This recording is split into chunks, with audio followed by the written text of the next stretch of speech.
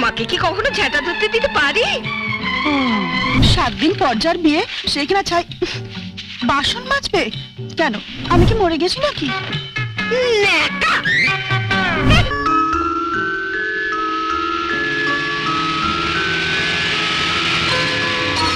শুনছেন?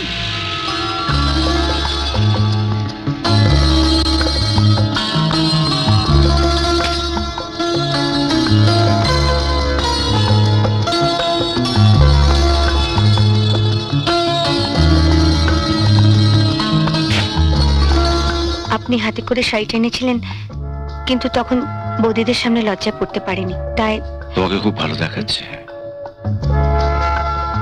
আপনার সঙ্গে আমার দু একটা জরুরি কথা ছিল, বাড়িতে বলা যাবে না বলে বলিনি। কি এমন কথা আছে বাড়িতে বলা যাবে না? আছে, মানে ওই বিয়ের ব্যাপারে। আপনি যদি আপনার অফিসের ঠিকানাটা আমায় দেন। যদি বলো তো আমি গাড়ি পাঠিয়ে দিতে পারি।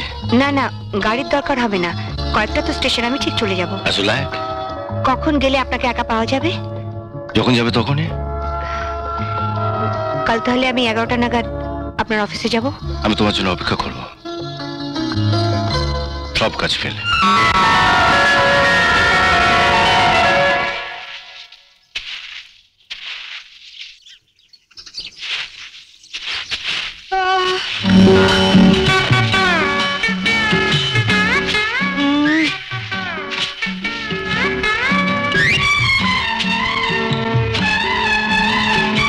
আজকে তোমার কি হলো গো বড় বৌদি? আমার ঘুম থেকে ওঠার আগে তুমি উঠোন ঝাড় দিচ্ছ। বাপের বাড়ি থেকে কি আসবে বুঝি? কেন বাপের বাড়ি থেকে কেউ না এলে ঘর ঝাড় দিতে নেই বুঝি? তাছাড়া আমি এবারই বড় বউ, বাড়ি ঘর দর পরিষ্কার রাখা আমার কর্তব্য। হ্যাঁ, যাও তুমি। ওহো, যার কাজ তাকেই মানায়। দাও তো ঝাড়াটা। আরে না না, 7 দিন পরে তোমার বিয়ে, এখন তুমি ঝেঁটা ধরবে কি? যাও তুমি বরং একটু ঘুমিয়ে না। হ্যাঁ হ্যাঁ, আরে চোখের তলে কি কালিটাই না পড়েছে। যাও তুমি আর একটু ঘুমিয়ে না। এত বেলা আমি কি ঘুমাবো বৌদি? দাও দাও ঝাঁটাটা দাও। পাগল, তুমি অমন বড় লোকের বাড়ি বউ হতে চলেছো, আপদে বিপদে আমাদের পাশে এসে দাঁড়াবে। তোমাকে কি কখনো ঝেঁটা ধরতে দিতে পারি? আমি যতদিন বেঁচে আছি, আমি মরে গেলেও এই বাড়ি কাউকে তোমার হাতে ঝেঁটা তুলে দিতে দেব না। না ঠিক আছে, তাহলে এখন ওই বাসনটাই মাজি।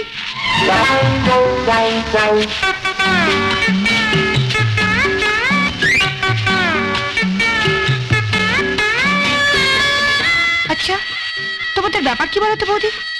সকাল থেকে থেকে বড় বৌদি উঠোন ঝাড় দিচ্ছে, আর তুমি বাসন মাজতে বসে গেছো। কেন আমি কোন লাট সাহেবের মেয়ে যে বাসন মাজতে পারবো না? আমার বাপের বাড়িতে কটা ঝি ছিল শুনি?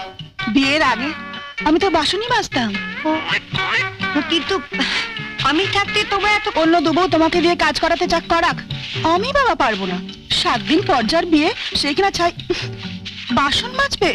কেন আমি কি মরে গেছি নাকি?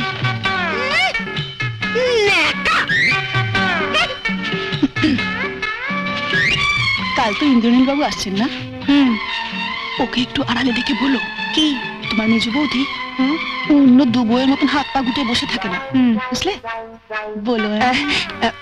তা নয় বলবো, কিন্তু আমি এখন কি করি?